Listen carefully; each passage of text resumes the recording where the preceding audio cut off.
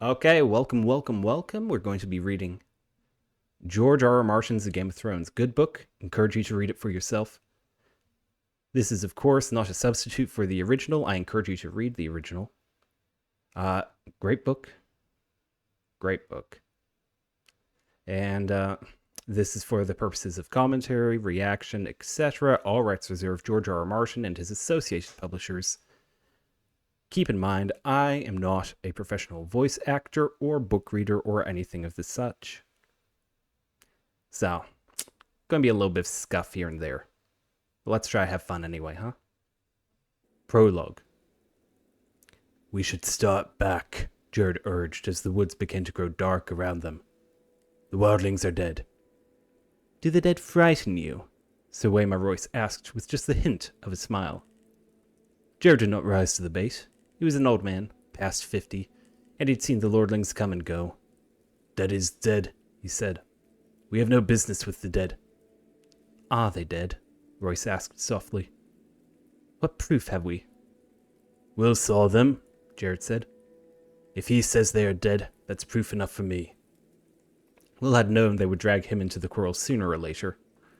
He wished it had been later rather than sooner. My mother told me that dead men sing no songs, he put in. My witness said the same thing, Will, Royce replied. Never believe anything you hear at a woman's tit. There are things to be learned even from the dead. His voice echoed, too loud in the twilit forest. We have a long ride before us, Jared pointed out. 8 days, maybe 9. And night is falling. Sir Waymar Royce glanced at the sky with disinterest. It does that every day about this time. Are you unmanned by the dark, Jared? Will could see the tightness around Jared's mouth, the barely suppressed anger in his eyes under the thick, black hood of his cloak. Jared had spent 40 years of the Night's Watch. Man and boy. And he was not accustomed to being made light of. Yet, it was more than that. Under the wounded pride, Will could sense something else in the older man. You could taste it, a nervous tension that came perilously close to fear. Will shared his unease. He'd spent 4 years on the wall. The first time he had been sent beyond, all the old stories had come rushing back, and his bowels had turned to water. He had laughed about it afterwards. He was a veteran of 100 rangings by now, and the endless dark wilderness that the southern lords called the Haunted Forest had no more terrors for him. Until tonight. Something was different tonight. There was an edge to this darkness that made his hackles rise. 9 days they'd been riding, north and northwest and then north again, farther and farther from the wall, hard on the track of a band of wildling raiders. Each day had been worse than the day that had come before. Today was the worst of all. A cold wind was blowing out of the north, and it made the trees rustle like living things. All day, Will had felt as though something were watching him, something cold and implacable that loved him not. Jared had felt it too. Will wanted nothing so much as to ride hell-bent for the safety of the wall. But that was not a feeling to share with your commander, especially not a commander like this one. Sir Waymar Royce was the youngest son of an ancient house with too many heirs. He was a handsome youth of 18, grey-eyed, graceful and slender as a knife. Mounted on his huge black destrider, the knight towered above Will and Jared on their smaller garrons. He wore black leather boots, black woolen pants, black moleskin gloves, and a fine, supple coat of gleaming black ringmail, over layers of black wool and boiled leather. Sir Waymar had been sworn brother of the Night's Watch for less than half a year, but no one could say he had not prepared for his vocation, at least insofar as his wardrobe was concerned. His cloak was his crowning glory, sable, thick and black and soft as sin. Bet he killed them all himself, he did, Jared told the barracks over wine. Twisted their little heads off, our mighty warrior. They had all shared the laugh. It is hard to take orders from a man you laughed at in your cups. Will reflected as he sat, shivering atop his garron. Jared must have felt the same. Mormont said we should track them, and we did. They're dead. They shan't trouble us no more. There's hard riding before us. I don't like this weather. If it snows, we could be a fortnight getting back, and snow's the best we can hope for. Ever seen an ice storm, my lord? The lordling seemed not to hear him. He studied the deepening twilight in the half-bored, half-distracted way he did. Will had ridden with the knight long enough to understand that it was best not to interrupt him when he looked like that. Tell me what you saw, Will. All the details, leave nothing out. Will had been a hunter before he joined the Night's Watch. Well, a poacher, in truth. Malister Freeriders had caught him red-handed in the Malister's own woods, skinning one of the Malister's own bucks, and it had been a choice of putting on the black or losing his hand. No one could move through the woods as silent as Will, and it had not taken the Black Brothers long to discover his talent. Their camp is 2 miles farther on, over that ridge, hard beside a stream, Will said. I got close as I dared. There's 8 of them, men and women both. No children I could see. They put up a lean-to against the rock. The snow's pretty well covered it now, but I could still make it out.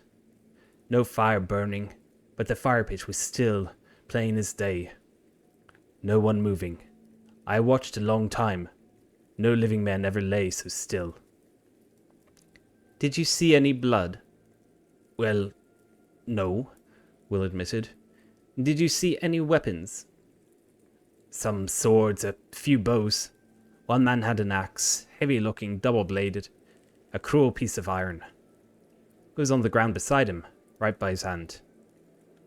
Did you take note of the position of the bodies? Will shrugged. A couple are sitting up against the rock. Most of them on the ground, fallen like. Or sleeping, Royce suggested. Fallen, Will insisted. There's one woman up in Ironwood, half hid in the branches. A far eyes. He smiled thinly. I took care she never saw me. When I got closer, I saw she wasn't moving neither. Despite himself, he shivered. You have a chill? Royce asked. Some, Will muttered. The wind, my lord. The young knight turned back to his grizzled men-at-arms. Frost-fallen leaves whispered past them, and Royce's destrier moved restlessly. What do you think might have killed these men, Jared? Sir Waymar asked casually. He adjusted the drape of his long sable cloak. It was the cold, Jared said, with iron certainty. I saw men freeze last winter, and the one before, when I was half a boy. Everyone talks about snow 40 foot deep, and how the ice wind comes howling out of the north, but the real enemy is the cold. It steals up on you quieter than will. And at first, you shiver and your teeth chatter, and you stamp your feet and dream of mulled wine and nice hot fires. It burns, it does. Nothing burns like the cold, but only for a while. Then it gets inside you, and starts to fill you up, and after a while, you don't have the strength to fight it. It's easier just to sit down, or go to sleep. They say you don't feel any pain towards the end. First, you go weak and drowsy, and everything starts to fade. And then, it's like sinking into a sea of warm milk, peaceful like. Such eloquence, Jared, Sir Waymar observed. I never suspected you had it in you. I've had the cold in me too, lordling. Jared pulled back his hood, giving Sir Waymar a good long look at the stumps where his ears had been. 2 years, 3 toes, and the little finger on my left hand. I got off light. We found a brother frozen at his watch, with a smile on his face. Sir Waymar shrugged. You ought to dress more warmly, Jared. Jared glared at the lordling. The scars around his ear holes flushed red with anger, where Master Aemon had cut the ears away. We'll see how warm you can dress when the winter comes. He pulled up his hood and hunched over his garron, silent and sullen. If Jared said it was a cold, Will began. Have you drawn any watches this past week, Will? Yes, my lord. There never was a week when he did not draw a dozen bloody watches. What was the man driving at? And how did you find the wall? Weeping, Will said, frowning. He saw it clear enough, and now that the lordling had pointed it out, they couldn't have frozen. Off the wall was weeping. It wasn't cold enough. Royce nodded. Bright lad. We've had a few light frosts this past week, and a quick flurry of snow now and then. But surely, no cold fierce enough to kill 8 grown men, men clad in fur and leather, let me remind you, with shelter near at hand. And the means of making fire. The knight's smile was cocksure. Will, lead us there. I would see these dead men for myself. And then there was nothing to be done for it. The order had been given, and honor bound them to obey. Ah, good place to pause. Okay. Good, strong first couple pages, huh? Just going to check that everything's alright with my stream. Everything's looking good, I think. Okay. You know, George really does a good job of setting up atmosphere. It's... Oh. He really puts you in the feeling of being there in the woods in the cold. A lot of that goes to his dialogue. I mean, George is, I think, primarily a dialogue writer.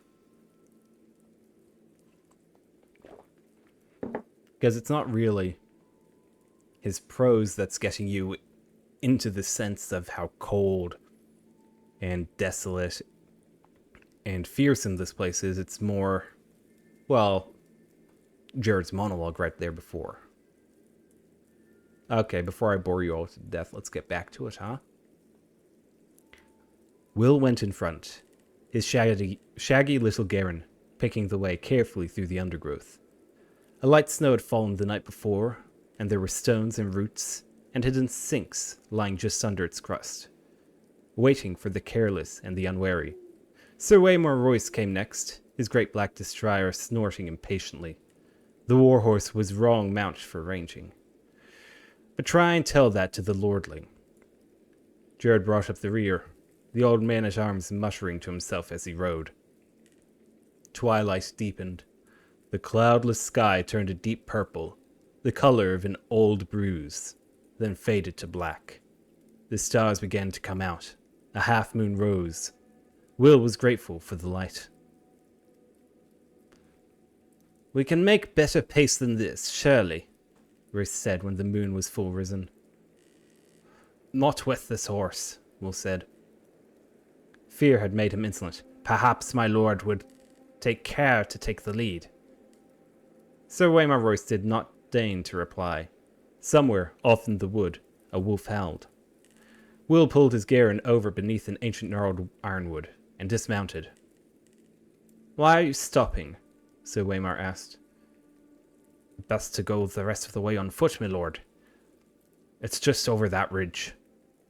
Royce paused a moment, staring off into the distance, his face reflective. A cold wind whispered through the trees. His great sable cloak stirred behind, like something half alive. There's something wrong here, Jared muttered. The young knight gave him a disdainful smile. Is there? Can't you feel it? Jared asked. Listen to the darkness. Will could feel it. 4 years in the Night's Watch, and he'd never been so afraid. What was it? Wind, trees rustling, a wolf. Which sound is that that unmans you, Jared? When Jared did not answer, Royce slid gracefully from his saddle. He tied the destrier securely to a low-hanging limb, well away from the other horses, and drew his longsword from its sheath. Jewels glittered in its hilt, and the moonlight ran down this shining steel, It was a splendid weapon, castle forged, and made new from the look of it. Will doubted it had ever been swung in anger. "The trees press close here," Will warned. "That sword will tangle you up, my lord. Better a knife." "If I needed instruction, I will ask for it," the young lord said. "Jared, stay here. Guard the horses." Jared dismounted. "We need a fire. I'll see to it." "How big a fool are you, old man? If there are enemies in this wood, a fire is the last thing we want." "There are some enemies a fire will keep away," Jared said. "Bears and dire wolves and other things." Sir Waymar's mouth became a hard line. "No fire." Jared's horse shadowed his face, but Will could see the hard glitter in his eyes as he stared at the knight. For a moment, he was afraid the older man would go for his sword. It was a short, ugly thing, its grip discolored by sweat, its edge nicked from use. But Will could not have given an iron bob for the lordling's life if Jared pulled it from its scabbard. Finally, Jared looked down. "No fire," he muttered, low, under his breath. Royce took it for acquiescence and turned away. "Lead on," he said to Will. Will threaded their way through a thicket, then started up the slope to the low ridge, where he had found his vantage point under a sentinel tree. Under the thin crust of snow, the ground was damp and muddy, slick footing with rocks and hidden roots to trip you up. Will made no sound as he climbed. Behind him, he heard the soft metallic slither of the Lord's ringmail, the rustle of leaves, and muttered curses as reaching branches grabbed at his longsword and tugged on his splendid sable cloak. The great sentinel was right there, at the top of the ridge, where Will had known it would be, its lowest branches a bare foot off the ground. Will slid in underneath, flat on his belly, in the snow and the mud, and looked down on the empty clearing below. His heart stopped in his chest. For a moment, he dared not breathe. Moonlight shone down on the clearing, the ashes of the fire pit, the snow-covered lean-to, the great rock, the little half-frozen stream. Everything was just as it had been a few hours ago. They were gone. All the bodies were gone. "Gods!" he heard behind him, a sword slashing at a branch as Sir Waymar Royce gained the ridge. He stood there beside the sentinel, longsword in hand, his cloak billowing behind him as the wind came up, outlined nobly against the stars for all to see. "Get down!" Will whispered urgently. "Something's wrong." Royce did not move. He looked down at the empty clearing and laughed. "Your dead men seem to have moved camp, Will." Will's voice abandoned him. He groped for words that did not come. It was not possible. His eyes swept back and forth over the abandoned campsite. Stopped on the axe. A huge double-bladed battle axe, still lying where it had been last seen, untouched. A valuable weapon. "On your feet, Will," Sir Waymar commanded. "There's no one here. I won't have you hiding under a bush." Reluctantly, Will obeyed. Sir Waymar looked him over with open disapproval. "I'm not going back to Castle Black a failure on my first ranging. We will find these men." He glanced around. "Up the tree. Be quick about it. Look for a fire." Will turned away, wordless. There was no use to argue. The wind was moving. It cut right through him. He went to the tree, a vaulting gray-green sentinel, and began to climb. Soon, his hands were sticky with sap, and he was lost among the needles. Fear filled his gut like a meal he could not digest. He whispered a prayer to the nameless gods of the wood, and slipped his dirk free of its sheath. He pulled it between his teeth to keep both hands free for climbing. The taste of cold iron in his mouth gave him comfort. Down below, the lordling called out suddenly. "Who goes there?" Will heard uncertainty in the challenge. He stopped climbing. He listened. He watched. The woods gave answer, the rustle of leaves, the icy rush of the stream, a distant hoot of a snow owl. The others made no sound. Will saw movement from the corner of his eye, pale shapes gliding through the woods. He turned his head, glimpsed a white shadow in the darkness. Then it was gone. Branches stirred gently in the wind, scratching at one another with wooden fingers. Will opened his mouth to call down a warning, and the words seemed to freeze in his throat. Perhaps he was wrong. Perhaps it had only been a bird, a reflection on the snow. Some trick of the moonlight. What had he seen after all? "Will, where are you?" Sir Waymar called up. "Can you see anything?" He was turning in a slow circle, suddenly wary, his sword in hand. He must have felt them, as Will felt them. There was nothing to see. "Answer me! Why is it so cold?" It was cold. Shivering, Will clung more tightly to his perch. His face pressed hard against the trunk of the sentinel. He could feel the sweet, sticky sap on his cheek. Okay, see. I think the prose has really picked up a lot more weight here after the first time we paused. And we're going to get introduced to the others for the first time. I imagine them quite a bit different from their book counterparts, but we'll probably see that in a second. A shadow emerged from the dark of the wood. It stood in front of Royce. Tall it was, and gaunt and hard as old bones, with flesh pale as milk. Its armor seemed to change color as it moved.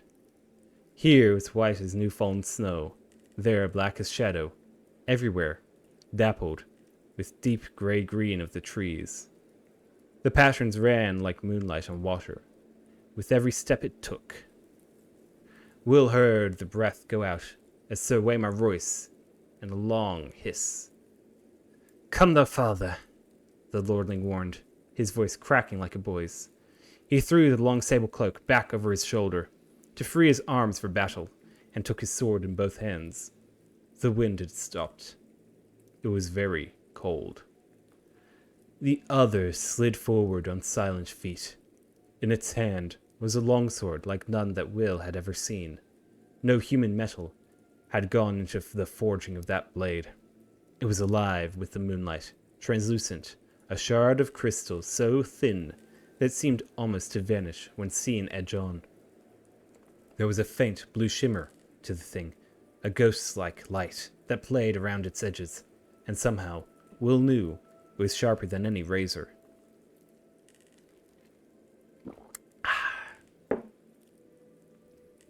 Sir Waymar met him bravely. "Dance with me, then." He lifted his sword high over his head, defiant. His hands trembled from the weight of it, or perhaps from the cold. Yes, in that moment, Will thought he was a boy no longer, but a man of the Night's Watch. The other halted. Will saw its eyes, blue, deeper and bluer than any human eyes, a blue that burned like ice. They fixed on the longsword trembling on high, watched the moonlight running cold along the metal. For a heartbeat, he dared to hope. They emerged silently from the shadows. Twins to the first, 3 of them, 4, 5. Sir Waymar may have felt the cold that came with them, but he never saw them, never heard them. Will had to call out. It was his duty and his death, if he did. He shivered and hugged the tree, and kept the silence. The pale sword came shivering through the air. Sir Waymar met it with steel.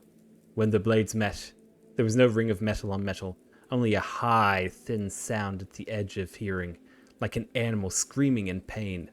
Royce checked a second blow, and a third, then fell back a step. Another flurry of blows, and he fell back again.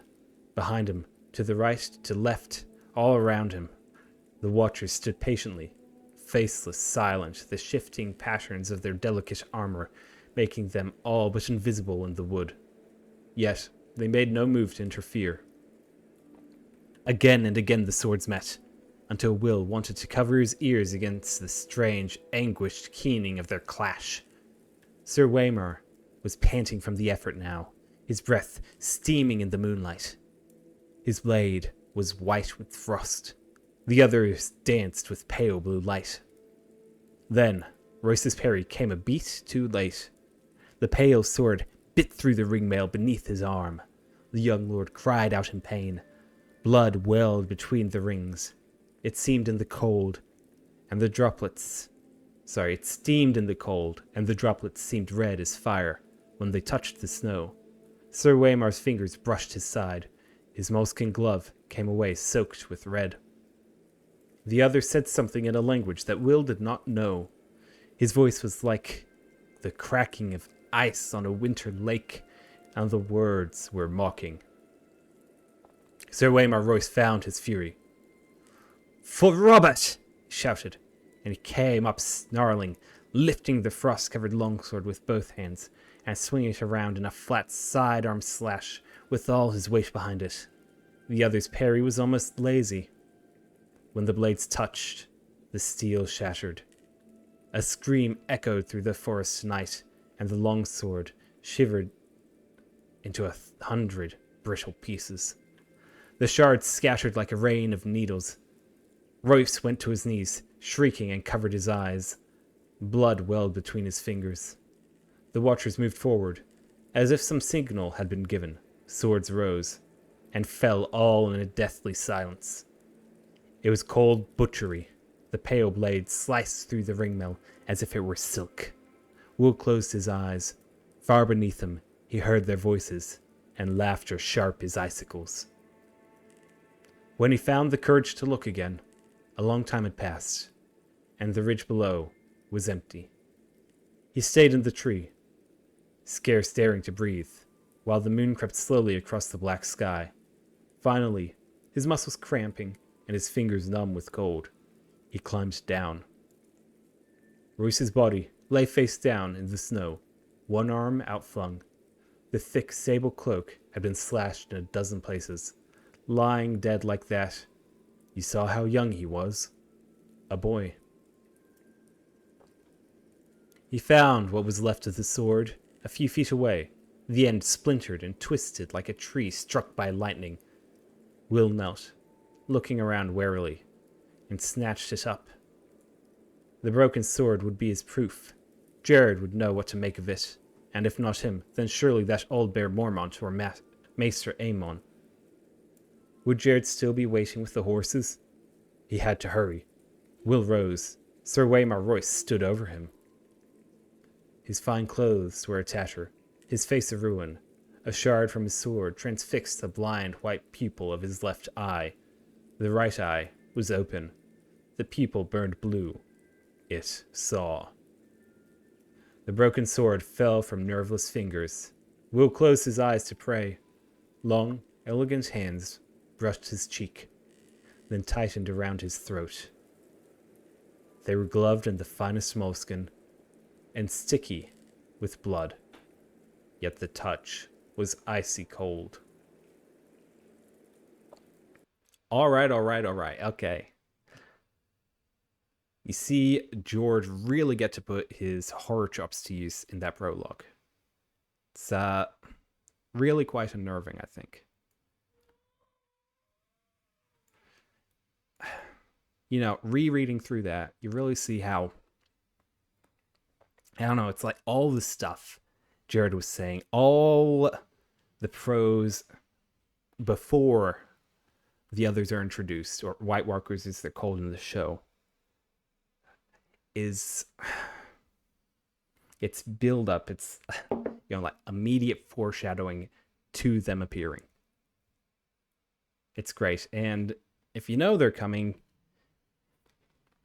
you get to see all the parallels leading up to it before it. And, I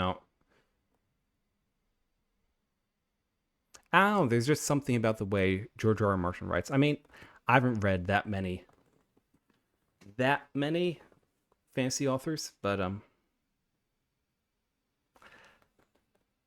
don't know, George's writing is really good. I still have to read The Hobbit and Lord of the Rings at some point. I don't know. Maybe if I get through all the books before Winds of Winter is out, I'll read that, huh?